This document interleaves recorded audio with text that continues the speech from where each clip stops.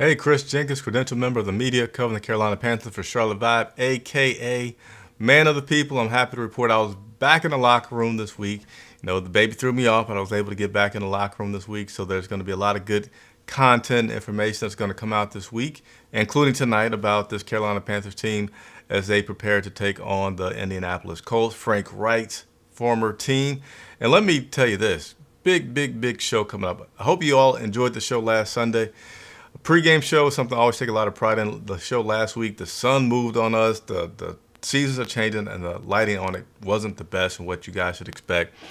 Going to have a new location, but another big show lined up for you this Sunday, pregame at 2 p.m. I'm going to create the show tonight so you can set your reminder. But super excited about this show, excited every week. But this week, we're going to have, not only we're going to have Rashad from Panther Nation Podcast, but we're also going to have Dave. We're going to have the full Panther Nation Podcast joining Charlotte Vibe for the pregame show. And we're also going to try to have, there's a lot of good responses to having Jonathan Alexander from the Houston Chronicle. So we're also going to try to have not 4, but 5. We're going to try to have a beat writer from the Indianapolis Colts join us as well. All right. So check, set your reminders, tell a friend. Check us out this Sunday. But let's go ahead and get into this game that's coming up versus the Colts. The Carolina Panthers are on a winning streak. We have won a game, so time to get 2 in a row, right? Let me give some quick shout-outs to the first person that jumped on tonight. Carson Henson says no Dante trade. Nope. Dante Jackson is still with the Carolina Panthers. And Ali Bodrick always says welcome back. What's going on with you? Appreciate you tuning in. Appreciate everybody that's joining me live late this evening. Make sure you hit the like button. Okay, we are still trying to get to 10,000 subscribers. I bought another jersey the other day, so we're going to yet give away another Bryce Young jersey. So if you didn't win it the first time, there's a chance to win the Bryce Young jersey again. All right, so today, Carolina Panthers started their preparations for the Indianapolis Colts. We had a chance to talk with both Frank Reich and Bryce Young. But the first thing I'm going to touch on will be the injury report. It's a long one. We just keep getting long injury reports. So let me go ahead and share with you guys the injury report for this week. It's 2 sheets. That's how long it is going to be. 2 sheets. So first one, wide receiver DJ Chark. Look at, and all this is did not practice. We have 1, 2, 3, 4, 5, 6, 7, 8. 8 guys that did not practice today. That's a lot of guys. But let me go ahead and read through this list with you all. You can follow along with me on the screen here. So you got DJ Chark, who's dealing with the elbow. He did not practice. Linebacker Claudin Cherilus, he has a knee injury, did not practice. Cornerback Troy Hill has an illness, did not practice, as well as Hayden Hurst. He had an illness. He did not practice. Outside linebacker Justin Houston dealing with a hamstring. He went out late in the game this past Sunday, so that's not a surprise that he did not practice. Justin Houston also is a guy that gets a vet day. He gets a rest day once a week, so never surprised to see him on there, especially since he had something happen Sunday that he was going to be on there today. Offensive tackle Taylor Moton dealing with the knee, but also would have had some rest because Taylor always gets his rest day, and he always plays on Sunday.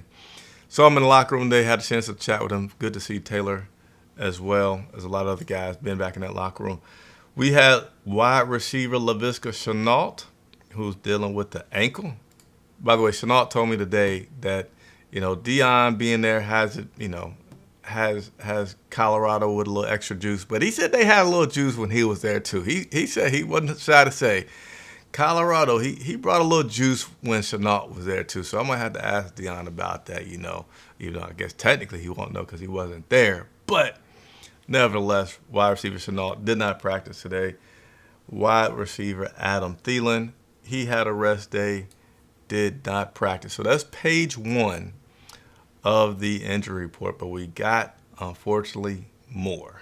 All right, so let's go ahead and show the more. That's not it. Let's do this right here. Boom. What y'all think about the motion graphic there? We got a little motion to it. Nevertheless, safety Von Bell, quadriceps, he was limited in practice today. We also had, let me just play that again.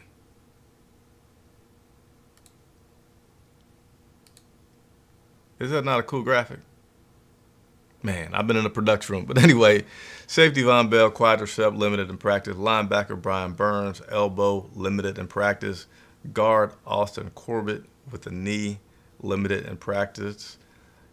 And you would expect Corbett to be on this list, given that he had he's just come back. When I say expecting to be on the list, I'm talking about in terms of he had, he's just now coming off physically unable to perform. So expect that they're going to be really cautious. If he has anything lingering from playing the previous game, that they're going to take it slow. That's what I mean by expect for him to appear on the list. Let's go back.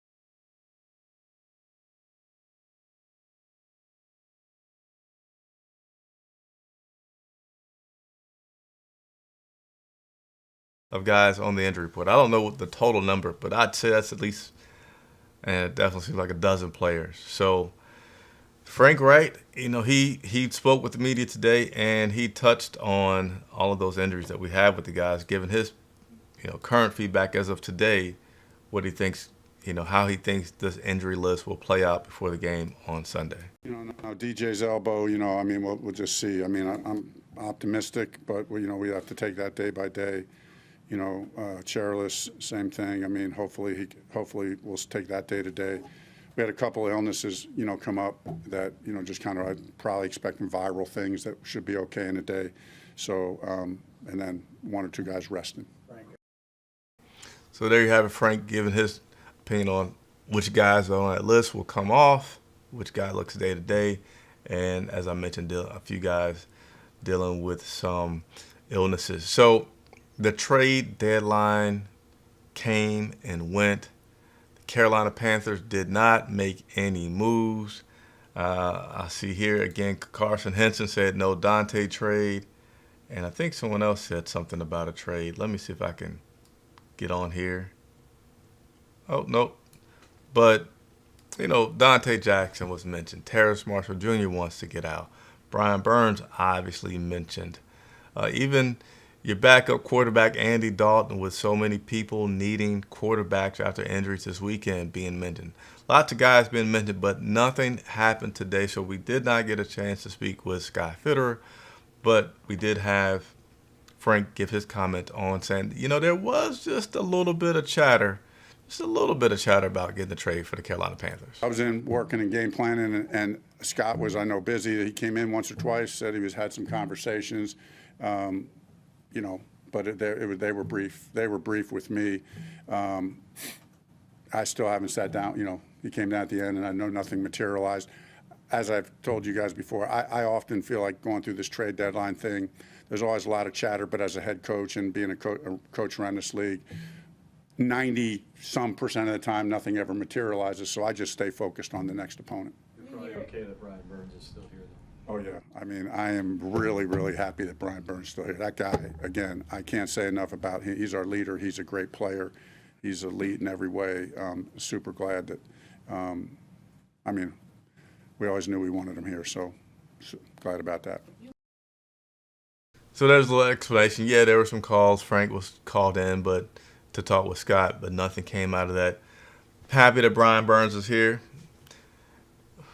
Brian Burns seemed like he's at peace with what's going on, because I know, man, being in the locker room with Brian Burns in the early part of the season, during the preseason, right before week one, just seemed so stressed. It seemed like just so much weight was on his shoulders. Whether he's happy now or whether he's just at peace with the fact of the limbo of his status with the Panthers long term and just the business of the NFL. But he seemed back to the Brian Burns that I'm used to seeing in the locker room. So it's just good to see him just, again, at least dealing with it in a way that it's not weighing on him and able to be happy in that sense of just going on. Let's see. A little shout out that I got to give here. By the way, likes are welcome. Super likes are even more welcome. You can also join our channel, help support independent media, something that's always greatly appreciated by myself. I don't know how to say this name, but I'm going to say what's up to you. Appreciate you tuning in.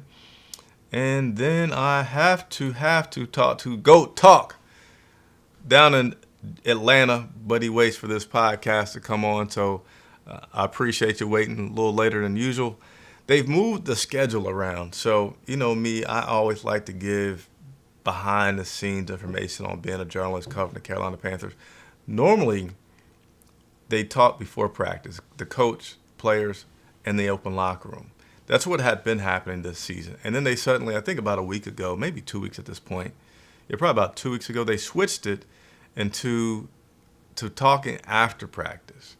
So what that means is instead of, me being able to come on right at about 4 o'clock, I have to come on later, as in now in the evening. It's going to be hard for me to come on early because of the fact that the end time that I get out of the locker room is right about 4-ish, and it's cold out, and I don't want to do it at the stadium. Nevertheless, I don't want to ramble, but appreciate Go Talk waiting for the podcast and just letting you guys know that there may be more late night podcasts coming up just because of the schedule change and when the media gets to go in the locker room and get out of there. So just want to give you a heads up on that.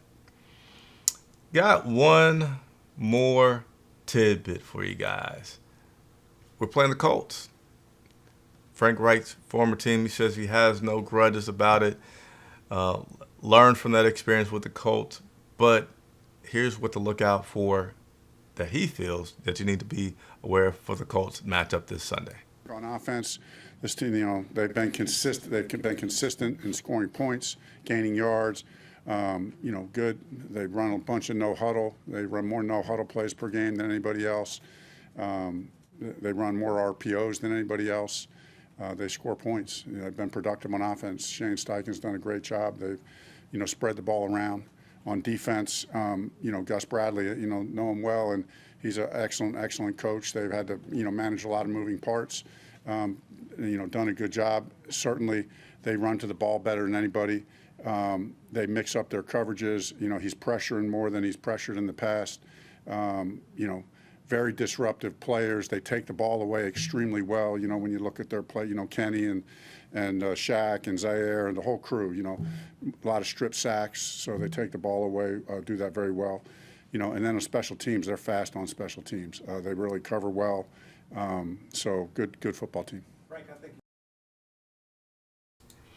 So there was Frank Reich responding to my question of saying, hey, tell me about the offense, all three phases of this team, what they do good that you're going to have to prepare for. So that's his take on that. Got a few comments I'm going to hit before I get out here. We got to get the 10 likes. I know it's late, but we got to get the 10 likes on this live broadcast. Or maybe that's you all's way of telling me, Chris, we really, really like the earlier shows. If that's the case, I'm just going to have to make it work and do some earlier shows. But here we go. I think Burns knows he's not getting top pay. We will pay him good, hopefully, and we will keep him long term. Hope it doesn't become a franchise tag situation. We'll see. I'm certainly going to be trying to pry and get some information to have some more insight on that one. But it's something I wonder about too. Is it would he settle? But I tend to think that he wouldn't, because, and this is without. It's just Chris Jenkins talking right here. This team has been pretty bad right now. You don't know how much better they will be. Things could take several years. Even though Brian's young relatively, why not, if you could get closer to the dollar amount that you want and be with a team that you feel is very likely going to be in the playoffs and contending for that ultimate Lombardi trophy? Maybe you've gotten rubbed the wrong way by this negotiation process. He's spoken of having to, reach into a spiritual realm to deal with a lot that's going on. So typically, I feel like you just wouldn't want to stay in that situation once you had a choice. If you had to deal with so much stress from it, that you may just want to get in a better situation and see how much money you can get and be in a situation with a team that's better to win. I mean, hey, he could look at, Christian McCaffrey, who's at a team now where he's having a chance to win every week. DJ Moore didn't fare so well with his move to Chicago, but I wouldn't say it's unthinkable that he could look at things that way. And one more comment from Lord Beazle Dwarf. Feels like, and I need just one more like. So whoever's watching right now, just turn your phone sideways, hit the like button, tap it. Takes 2 seconds. You'll do me a big favor, and you'll see me smile. I'll play a bunch of sound effects when you do that, right? Feels like we may go on a little run here, middle of the season. This is a revenge game for Frank against a bad Colts team, starting Bryce in fantasy this week. Yeah, players want to play for their coach. Frank certainly hasn't lost the locker room. Those guys were extremely excited after that victory this past Sunday. And why not use every bit of motivation you can and say, hey, let's win this one for our guy. Last week could have been like, they could be saying this now, hey, we won last week for Bryce. He was going up against his counterpart, number 2 pick. Let's go out and get it this week for our man, our head coach, Frank Reich, get 2 wins. And then next week we'll play Chicago Bears. So, yeah, I feel like there could be a little bit of a run and get some W's for this team. Playoffs are still going to be something that's hard to reach, something that's technically still possible. But I think I like what you're saying there, and this team trying to rally around Frank and get him a victory here in Charlotte against his former team. So appreciate everybody for tuning in. Ali Broderick says, will Chuba start again this Sunday? I do not know, but I'll try to look into that for you. I say it's an extremely good chance. I don't think that coach would tell us yet because he probably wants those guys to compete and practice hard for that position. I don't feel like he's going to say it out in advance until he really feels like Miles will not be the guy for a while, because otherwise you still want that competition. You don't want to take that all away from Miles just yet. Good question, though. What's going on, Leonard Kowalski? Good evening. Good evening. Thank you all for the likes. We did get up to my 10, so as promised, here are some.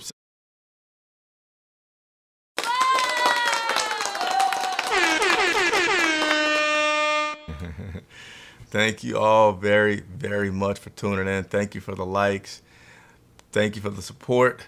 We'll be back tomorrow as the Carolina Panthers continue to prepare for the Indianapolis Colts. And again, this game Sunday, our pregame show, best one that you will see out there. Myself, Andre Cassidy, Rashad, Dave from Panther Nation Podcast, and we are going to try to squeeze in a Indianapolis Colts writer as well to talk with us. For Charlotte Vibe, I'm Chris Jenkins.